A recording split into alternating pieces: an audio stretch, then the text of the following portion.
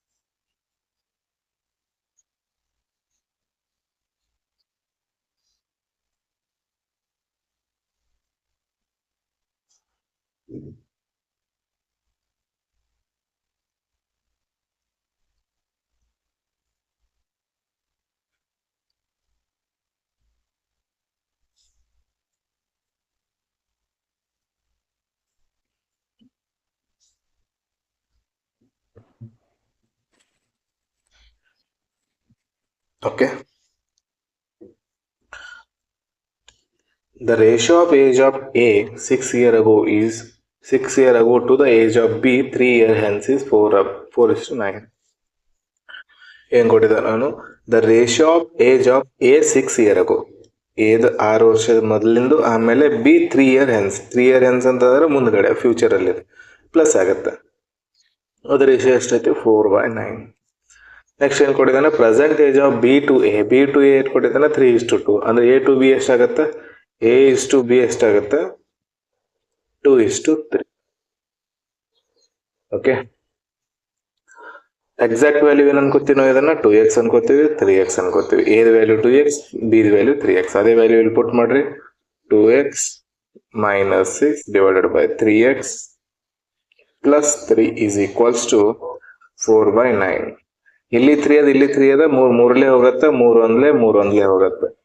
ಅಂದ್ರೆ cross multiplication ಮಾಡಿದಾಗ ಏನ್ ಬರ್ತೈತಿ, 3 ಎರಡ್ಲೆ 6, 6x minus 3 6 ಮೂರ್ಲೆ 18 is equals to direct 4x plus 4 ಬರುತ್ತೆ. 4x ಈ ಕಡೆ ಹೋಯ್ತು, ಇದು 18 ಈ ಕಡೆ ಬರುತ್ತೆ. ಈ ಕಡೆ ಹೋದ್ರೆ 4x, 4 ಕಡಿಮೆ ಆಯ್ತು, 2x ಉಳಿತು.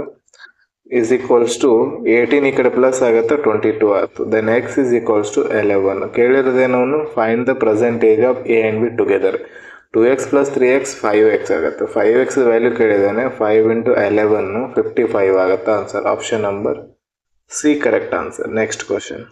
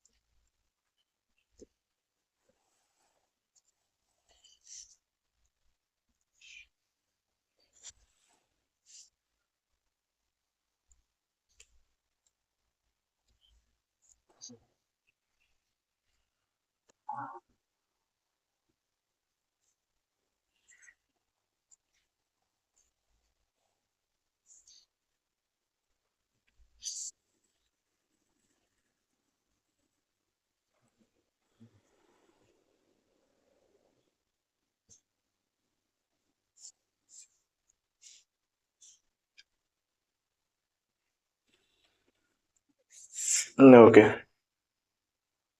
4 years ago, the ratio of A and B is 5:4. 4 years ago, ratio of A and B is 5:4. The percentage of C is 25% more than the A. A, B, C 3 ಇದಾರಲ್ಲ, A, B, C. Present 4 year ಮೊದಲಿಂದು. 4 years ago A is to B ಎಷ್ಟದ 5:6. Present ಎಷ್ಟಾಗತ್ತೆ 5x plus 5 ಆಗತ್ತೆ. 4 year ಅದಲ್ಲ 4 ಆಗತ್ತೆ. ಇದು 6x plus 4 ಆಗತ್ತೆ. Percentage of C ಏನಿದೆ 25% more than the ಎಗಿಂತ 25% ಜಾಸ್ತಿ ಇದೆ. 25% ಜಾಸ್ತಿ ಇದೆ ಅಂತಂದ್ರೆ 5/4 ಆಗುತ್ತೆ. 25% ವ್ಯಾಲ್ಯೂ 1/4 ಜಾಸ್ತಿ ಇರೋದ್ರಿಂದ +1 ಆಗುತ್ತೆ. 5ರಲ್ಲಿ 1 ಸೇರಿಸಿ, ಇದು 4ರಲ್ಲಿ 1 ಸೇರಿಸಿದ್ರೆ 5 ಆಗುತ್ತೆ. 5/4. ಯಾರು ಜಾಸ್ತಿ ಇದ್ದಾರೆ? ಸಿ ಜಾಸ್ತಿ ಇದ್ದಾರೆ. ಸಿ ಇಸ್ ಗ್ರೇಟರ್ ಯಾರಿಗಿಂತ? ಎಗಿಂತ. ಎದ್ ವ್ಯಾಲ್ಯೂ ಎಷ್ಟೈತೆ? 5x + 4. ಇದನ್ನೇ ಮಲ್ಟಿಪ್ಲೈ ಮಾಡೋದು ನಾವೀಗ. 5 25, 25x ಪ್ಲಸ್ 4 20, ಅದನ್ನ 5 into 4 ಬರೆಯೋಣ, ಡಿವೈಡೆಡ್ ಬೈ 4. ಇದ್ರೊಳಗೆ ಡಿವೈಡೆಡ್ ಬೈ 4 ಮಾಡಿದ್ರೆ ಎಷ್ಟು ಬರುತ್ತೆ? 4 24, 6.25 ಬರುತ್ತೆ. ಎಕ್ಸ್ ಪ್ಲಸ್ ಎಷ್ಟು ಬರುತ್ತೈತಿ? 4 ಕ್ಯಾನ್ಸಲ್ ಆಗಿ 5 ಬರುತ್ತೆ. ಸಿದ ವ್ಯಾಲ್ಯೂ ಎಷ್ಟು ಬಂತು? 6.25 ಎಕ್ಸ್ ಪ್ಲಸ್ 5 ಬಂತು. ನೆಕ್ಸ್ಟ್ ಏನು ಕೊಟ್ಟಿದ್ದಾರೆ ನೋಡೋಣ ಇವಾಗ. The sum of the percentage of B and C together is 58. ಇವೆರಡರ ಸಮ್ ಏನು ಕೊಟ್ಟಿದ್ದಾನೆ? 58 ಕೊಟ್ಟಿದ್ದಾನೆ. 6x ಪ್ಲಸ್ 6.25x ಏನಾಗುತ್ತೆ? 12.25x ಆಗುತ್ತೆ. ಪ್ಲಸ್ 4 + 5 9 ಆಗುತ್ತೆ. ಅದು ಎದಕ್ಕೆ ಈಕ್ವಲ್ ಐತೆ ಅಂತಂದ್ರೆ 58 ಈಕ್ವಲ್ ಅದ. ಇದು 9 ಈ ಕಡೆ ಬಂದು 12.25x ಇಸ್ ಈಕ್ವಲ್ಸ್ ಟು 9 ಈ ಕಡೆ ಬಂದ್ರೆ ಏನಾಯ್ತು? ಇದು 49 ಆಯ್ತು. 2 0 ಕ್ಯಾನ್ಸಲ್ ಆಯ್ತು. ಇಲ್ಲಿದು 1225x is equals to 49 into 100 ಮಾಡೋಣ.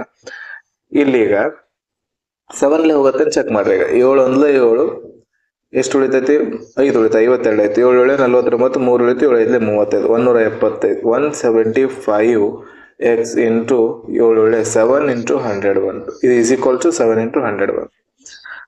ಈಗ 25 4ಲೆ 25 7ಲ್ಲಿ ಆಗುತ್ತೆ. ಇದು 7x is equal to 7 into 4 ಬಂತು. 7 ಕ್ಯಾನ್ಸಲ್ ಆಗಿ x ಇಸ್ ಈಕ್ವಲ್ ಟು ಏನು ಬಂತು? 4 ಬಂತು. ಅರ್ಥ ಆಯ್ತು ಅನ್ಕೊಂತೇನೆ ಇದು. Next find the difference between the percentage of A and B. A ಮತ್ತು ಬಿ ಇದು ಪರ್ಸೆಂಟೇಜ್ ಇದು ಮತ್ತೆ ಇದು ಎರಡರದ್ದು ಡಿಫ್ರೆನ್ಸ್ ಕೇಳ್ತಿದ್ದಾನೆ. ಇದ್ರ ಡಿಫ್ರೆನ್ಸ್ ಏನಾಗುತ್ತೆ? ಎಕ್ಸ್ ಇರ್ತೈತೆ. ಯಾಕಂದ್ರೆ 6x ಅದ 5x ಅದ, 4 ಅಂದ್ರೆ ಕ್ಯಾನ್ಸಲ್ ಆಗುತ್ತೆ. 6x and 5x ಆದ್ರೆ ಎಕ್ಸ್ ಉಳಿತೈತೆ. ಎಕ್ಸ್ ವ್ಯಾಲ್ಯೂ 4 ಅದ. ಆನ್ಸರ್ ಏನಾಯ್ತು? 4 ಇಯರ್. ಅರ್ಥ ಆಯ್ತು ಅನ್ಕೋತೀನಿ. ಕರೆಕ್ಟ್ ಆಗಿ ನೋಡ್ಕೊಂಡ್ರಿ. ನೆಕ್ಸ್ಟ್ ಕ್ವಶನ್ ಹೋಗೋಣ. Next question. ಈ ಕ್ವಶನ್ ಮತ್ತೆ ಏನಾದ್ರೆ ಸ್ವಲ್ಪ ಡಿಫಿಕಲ್ಟ್ ಆದ್ರೆ ಬ್ಯಾಕ್ ಹೋಗಿ ನೋಡ್ಕೊಳ್ರಿ.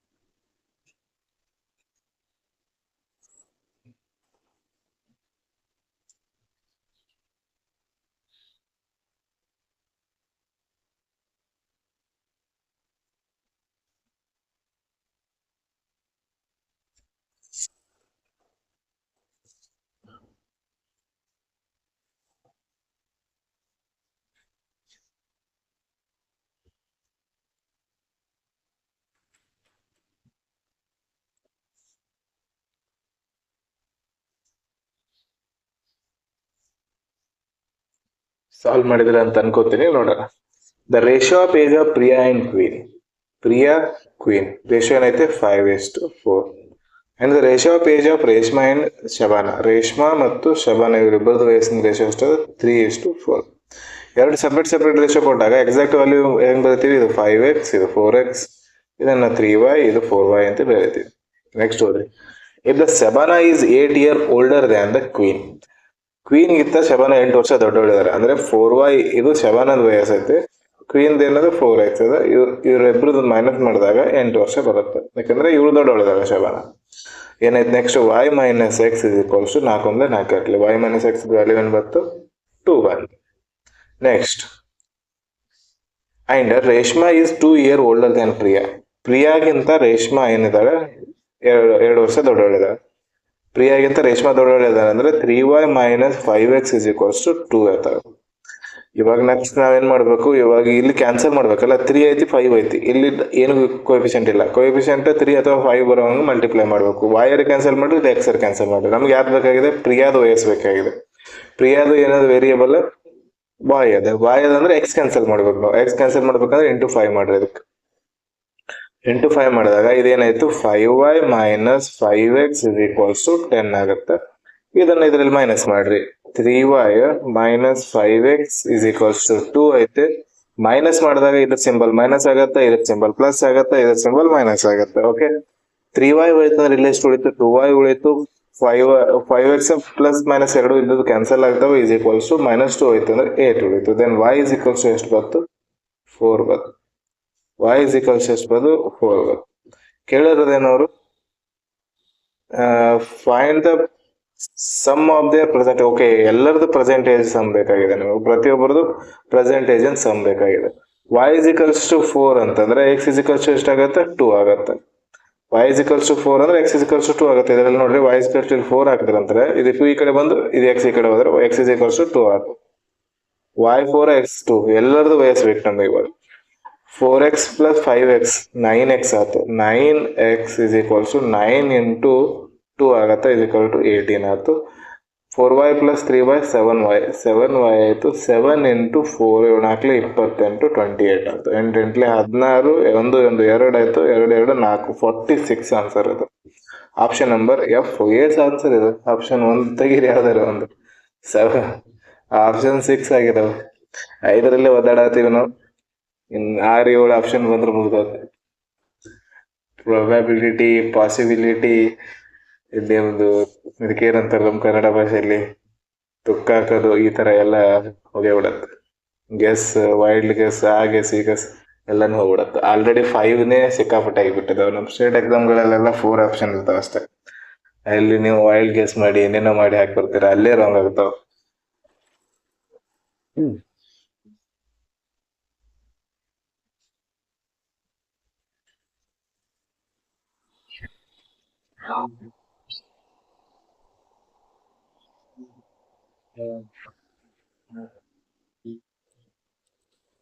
ಈ ಹೊಸ ರೂಮ್ ಮಾಡಿದಾಗಿಂದ ನಾಯ್ಸ್ ಜಾಸ್ತಿ ಆಗ್ಬಿಟ್ಟಿದೆ.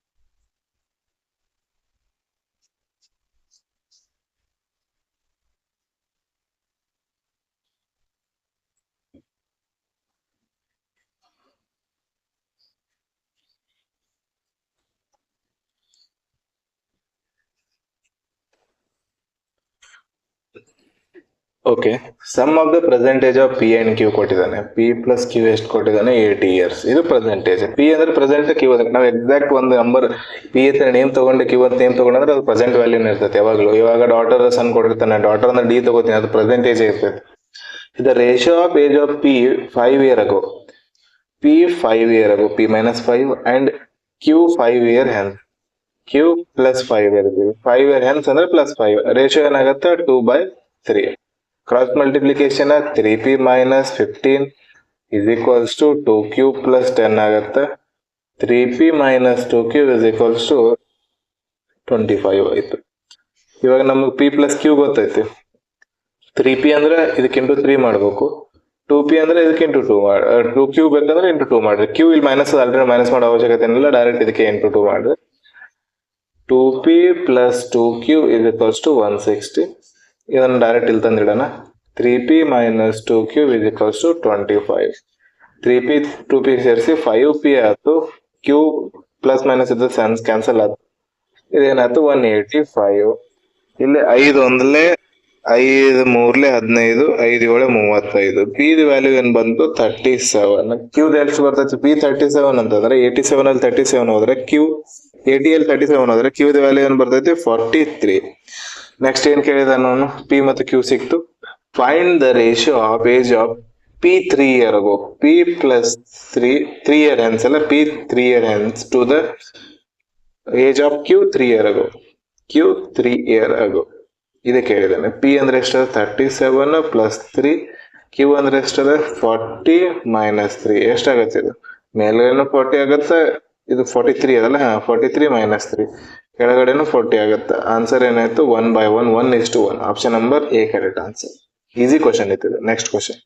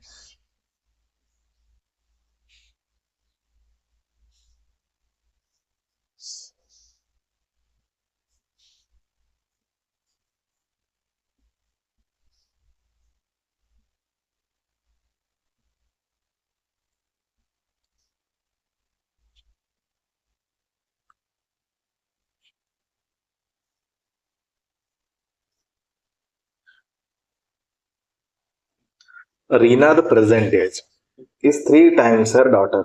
Present age. Reena is the daughter. Reena, the present age, is 3 times her daughter's present age. Reena, the x ಇತ್ತಂದ್ರೆ ಇದು 3x ಇರುತ್ತೆ. Okay. And 2/3 of our mother ತಗೊಳ್ಳೋಣ. ಮದರ್ದು 2/3 ಐತೆ. ಮದರ್ದು 2/3 ಅಂತಂದ್ರೆ ರೀನಾದ ವಯಸ್ಸು ಮದರ್ ಎ ಅದ ಅನ್ಕೊಡ್ರಿ. ಮದರ್ದ ವಯಸ್ಸು ಎ ಅದ ಅನ್ಕೊಡ್ರಿ. ಮದರ್ದು 2/3 ಯಾರಿದ್ದಾರೆ? ರೀನಾ ಇದ್ದಾರೆ. ಇದು ಎ ಅನ್ಕೊಡ್ರಿ. ಮದರ್ದು 2/3 ರೀನಾ ಇದ್ದಾಳೆ ಅಂದ್ರೆ 2/3 ರೀನಾ ಇದ್ದಾಳೆ. ಅದ್ರ ರೀನಾದ ಪ್ರಕಾರ ನಮ್ಮ ಪ್ರಕಾರ ರೀನಾ ಎಷ್ಟಿದ್ದಾರೆ? 9 ಇದ್ದಾರೆ. ಇದು 3 ಇದ್ದಾರೆ, 3x. ಇದು ಈ ಕಡೆ 3 ಆಗುತ್ತೆ, ಡಿವೈಡೆಡ್ ಬೈ 2 ಆಗುತ್ತೆ. Then A is equals to ಮೂರ್ಲೆ ಒಂದು 9x/2 ಆಗುತ್ತೆ. ಅದಕ್ಕೋಸ್ಕರ ನಾವೇನ್ ಮಾಡ್ತೀವಿ ಇವಾಗ ಅಜಂಪ್ಷನ್ ಬೇರೆ ಮಾಡ್ಕೊಂತೀವಿ. ಇದು ನಿಮ್ ಪ್ರಾಕ್ಟೀಸ್ ಮೂಲಕ ಅರ್ಥ ಆಗತ್ತೆ. ಈಗ ನಾವು ಡಾಟರ್ ಏಜ್ 2x ತಗೊಳ್ಳೋಣ. ಇನ್ನೊಂದ್ಸರಿ ಹೇಳ್ತೀನಿ ನೋಡ್ರಿ. ಇವಾಗ ಏನ್ ಮಾಡ್ರಿ, ಡಾಟರ್ ಏಜ್ 2 ತಗೊಂಡ್ರೆ ರೀನಾದ ಏಜ್ ಏನಾಗತ್ತೆ? 3 ಪಟ್ಟು 2 3 6 ಆಗುತ್ತೆ. Mother age 2/3 ಯಾರಿದ್ದಾಳೆ? ರೀನಾ ಇದ್ದಾಳೆ. ಮದರ್ ಎ ಅದ ಅನ್ಕೊಳ್ಳೋಣ. ಮದರ್ದು 2/3 ಯಾರಿದ್ದಾರೆ? 2/3 ರೀನಾ ಇದ್ದಾರೆ. ರೀನಾ ನಮ್ಮ ಪ್ರಕಾರ ಎಷ್ಟಿದ್ದಾರೆ? 6 ಯೂನಿಟ್ ಐತೆ. 6x ಬರ್ಕೊಡ್ರಿ. ಆದ್ರೆ ಇದಕ್ಕೆ ಏನಾಗುತ್ತೆ? 2 1 2 3 then A is equals to 3 3 9 9x ಆಗುತ್ತೆ. ಎ ವ್ಯಾಲ್ಯೂ ಎಷ್ಟಾಯ್ತು? 9 ಆಯ್ತು. ಇವಾಗ ನೋಡ್ರಿ ಇದ್ರದ್ದು 9 2/3 ರೀನಾ ಇದ್ದಾರೆ ಇಲ್ಲ. 9 × 2/3 3 3 9 3 6 6 ಬಂತು. ಓಕೆ, ಅರ್ಥ ಆಯ್ತು ಅನ್ಕೊಂತೀನಿ. ನೆಕ್ಸ್ಟ್ ಏನ್ ಕೊಟ್ಟಿದ್ದಾರೆ? The total present age of all 3. ಇವೆಲ್ಲ 3 ಜನರದ ಪ್ರೆಸೆಂಟ್ ಏಜ್ ಎಷ್ಟೈತಿ? 153. 3 ಆಡ್ ಮಾಡ್ರಿ, 15 2 17. 17 ಯೂನಿಟಿನ ವ್ಯಾಲ್ಯೂ 153 ಅಂದ್ರೆ 17 9 ಆಗುತ್ತೆ. ಇದು 1 ಯೂನಿಟ್ ವ್ಯಾಲ್ಯೂ 9 ಆಯ್ತು. 9 9 9 6 54 9 18. ನೆಕ್ಸ್ಟ್ ಏನು ಕೇಳಿದ್ರೆ, what is the difference between the Reena's present age and her mother's present age? ರೀನಾದು ಮತ್ತು ಅವಳ ಮದರ್ದು ಪ್ರೆಸೆಂಟ್ ಏಜಿನ ಮಧ್ಯೆ ಡಿಫ್ರೆನ್ಸ್ 9 1 6 3 ಐತಿ. 3 ಯೂನಿಟ್ ವ್ಯಾಲ್ಯೂ ಕೇಳ್ತಿದ್ದಾನೆ. 1 ಯೂನಿಟ್ ವ್ಯಾಲ್ಯೂ 9 ಅಂದ್ರೆ 3 ಯೂನಿಟ್ ವ್ಯಾಲ್ಯೂ 27 ಅಥವಾ 54 ಮೈನಸ್ ಮಾಡಿ 27 ಬರ್ತಿತ್ತು. Option number C correct answer. Easy question ಇತ್ತು. Next question.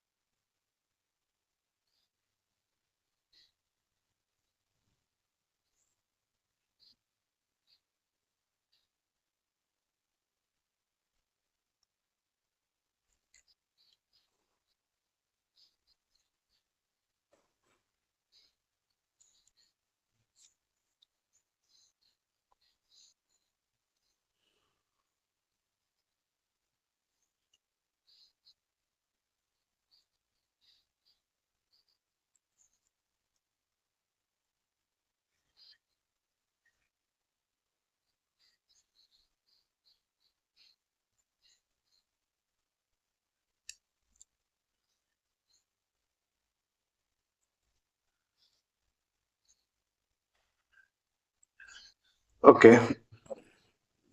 In a family couple has son daughter.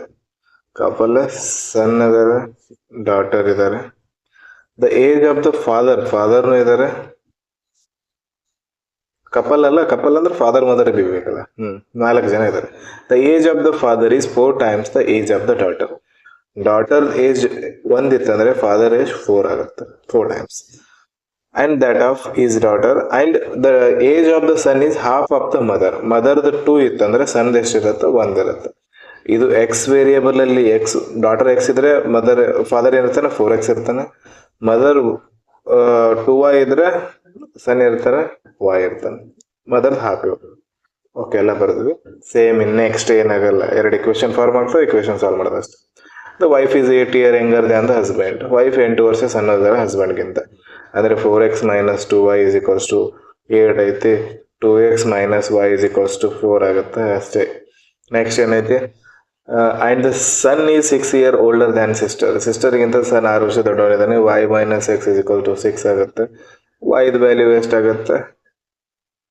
6 plus X 2x, ಇಲ್ಲ ಡೈರೆಕ್ಟ್ ಪುಟ್ ಮಾಡ್ರಿ, 6 ಆಗುತ್ತೆ. Then y minus x is equals to 6. ಎರಡು add ಆಗ್ತವೆ.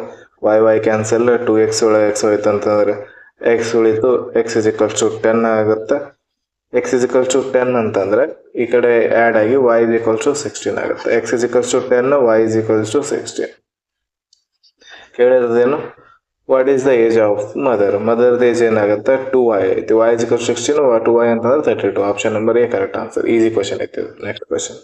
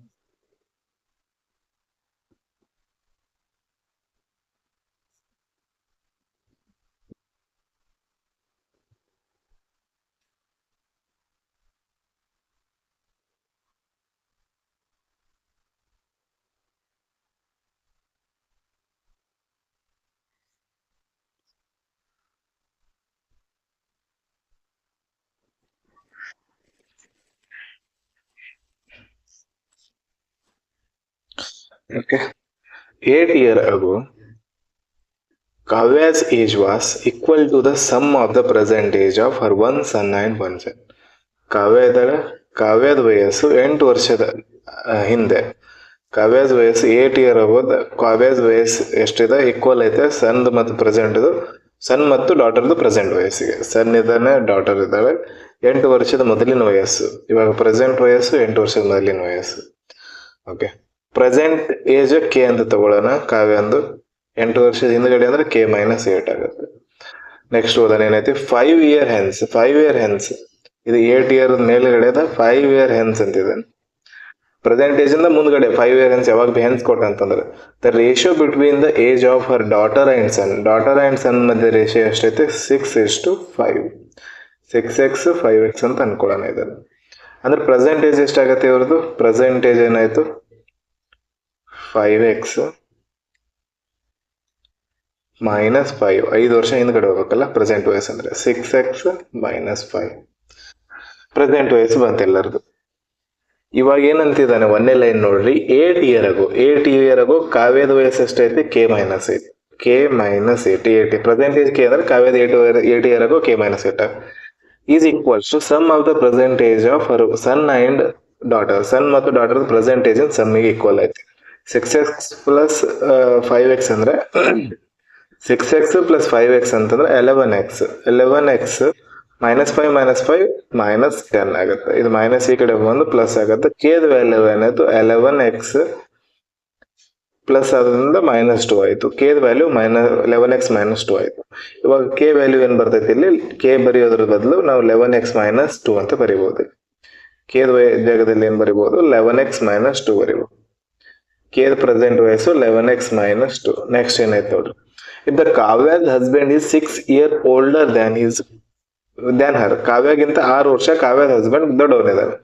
Husband ಬಂದ ಕಾವ್ಯಾಗಿಂತ 6 ವರ್ಷ ದೊಡ್ಡವ ಅಂದ್ರೆ 11x -2 ಐತೆ. ಇದ್ರೊಳಗೆ +6 ಆಗತ್ತೆ. +6 ಅಂದ್ರೆ 11x + 4 ಆಗತ್ತಲ್ಲ. 11x + 4 ಆಯ್ತು husband present age. Okay, and he's present age is 3 times the present age of their son. ಇವನ ಪ್ರೆಸೆಂಟ್ ಏಜ್ ಏನೈತಿಲ್ಲ ಅದು ಸನ್ದ 3 ಪಟ್ಟು ಐತೆ. ಅಂದ್ರೆ 11x + 4 divided by is equals to 3 times the present age of son. 3 times ಅಂದ್ರೆ 3 × 5x - 5.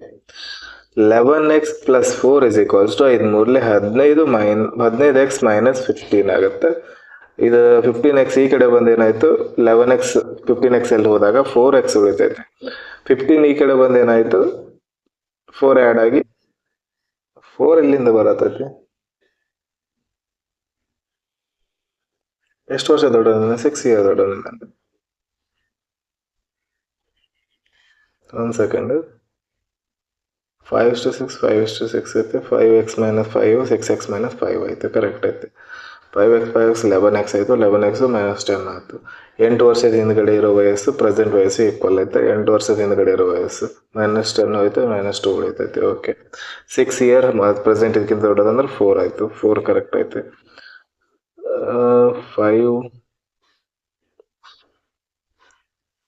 Okay.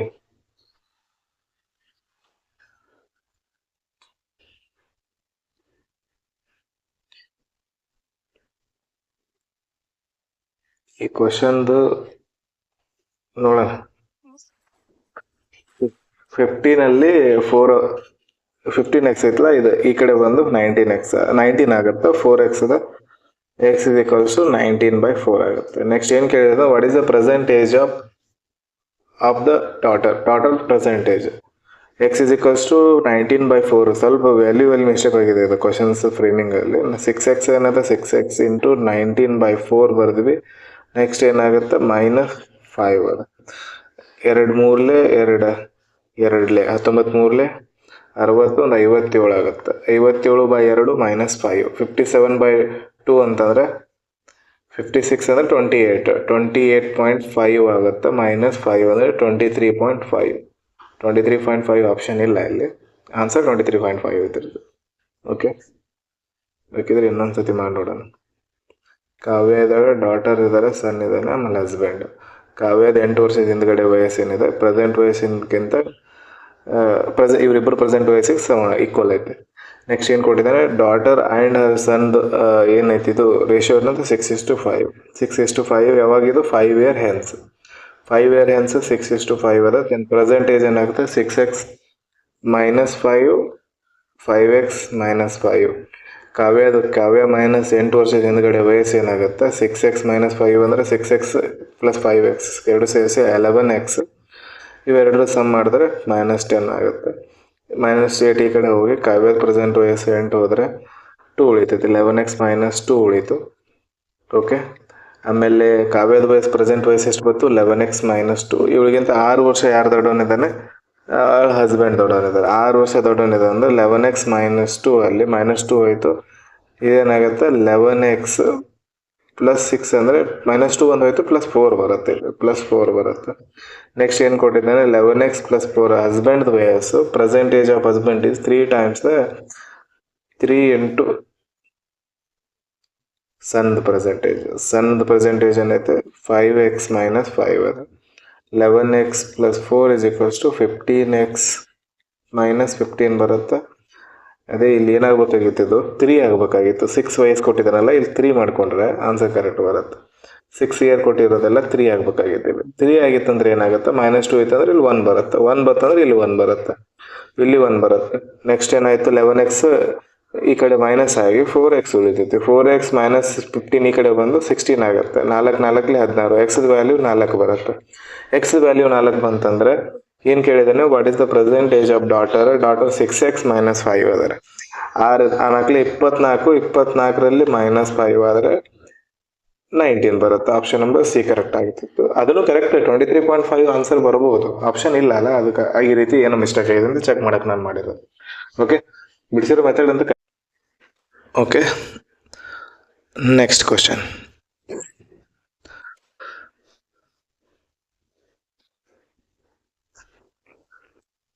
ಇದು question homework ತಗೊಳ್ರಿ. ಇದ್ರ answer comment ಬಾಕ್ಸಲ್ಲಿ ತಿಳಿಸ್ರಿ. ನೆಕ್ಸ್ಟ್ ಕ್ಲಾಸಲ್ಲಿ ಬೇಕಿದ್ರೆ ನಾನು ಇದ್ರ ಬಗ್ಗೆ ಸಾಲ್ವ್ ಮಾಡ್ತೀನಿ.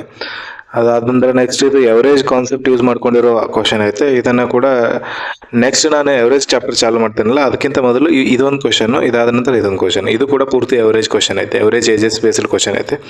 44th 43rd ಎರಡು ಏನಿದಾವೆ ಎವರೇಜ್ ಬೇಸ್ಡ್ ಕ್ವಶನ್ ಇದಾವೆ. ಎರಡು ನಾನು ನೆಕ್ಸ್ಟ್ ಕ್ಲಾಸಲ್ಲಿ ಎವರೇಜ್ ಚಾಪ್ಟರ್ ಸ್ಟಾರ್ಟ್ ಮಾಡ್ತೀನಿ. ನೆಕ್ಸ್ಟ್ ಕ್ಲಾಸಿಂದ ಎವರೇಜಲ್ಲಿ ನಾನು ಇದು ಸಾಲ್ವ್ ಮಾಡ್ತೇನೆ. ಇವೆರಡು. ಅದ್ರ ಜೊತೆಗೆ ಇದು ಒಂದು ಹೋಮ್ವರ್ಕ್ ಕ್ವಶನ್ ಐತೆ. ಇದ್ರ ಆನ್ಸರ್ ನೀವು ಕಮೆಂಟ್ ಬಾಕ್ಸಲ್ಲಿ ತಿಳಿಸ್ಬೇಕು. ಓಕೆ, ಮುಂದಿನ ಕ್ಲಾಸಲ್ಲಿ ನಾವು ಮತ್ತೆ ಸಿಗೋಣ. ಎವರೇಜ್ ಟಾಪಿಕ್ ಸ್ಟಾರ್ಟ್ ಮಾಡೋಣ. ಇಲ್ಲಿವರೆಗೆ ಏನು ಡಿಸ್ಕಸ್ ಮಾಡಿದೆ ಅದ್ರಾಗ ಏನೇ ಡೌಟ್ ಇದ್ರು ಕಮೆಂಟ್ ಬಾಕ್ಸಲ್ಲಿ ನೀವು ಕೇಳ್ಬೋದು. ಮತ್ತು ನಿಮಗೆ ನೀವು ಸಾಲ್ವ್ ಮಾಡ್ತಿರ್ತಕ್ಕಂಥ ಕ್ವಶನ್ಸ್ಗಳಲ್ಲಿ ಏನಾದ್ರು ಡೌಟ್ ಬಂದರೆ ಕ್ವಶನ್ಸ್ಗಳು ಗ್ರೂಪಲ್ಲಿ ಸೆಂಡ್ ಮಾಡ್ಬೋದು. ನಾನು ಆಲ್ರೆಡಿ ಪ್ರಾಕ್ಟೀಸ್ಗೋಸ್ಕರ PDFsಗಳನ್ನು ಸೆಂಡ್ ಮಾಡಿದ್ದೀನಿ ಗ್ರೂಪಲ್ಲಿ. PDFಸಿಂದ ನೀವು ಸಾಲ್ವ್ ಮಾಡ್ಬೋದು. ಅಲ್ಲಿಂದ ನೀವು ಡೌಟ್ಸ್ಗಳು ಕೂಡ ಕೇಳ್ಬೋದು. ಓಕೆ, ನೆಕ್ಸ್ಟ್ ಕ್ಲಾಸಲ್ಲಿ ಮತ್ತೆ ಸಿಗೋಣ. Take care, bye, thank you.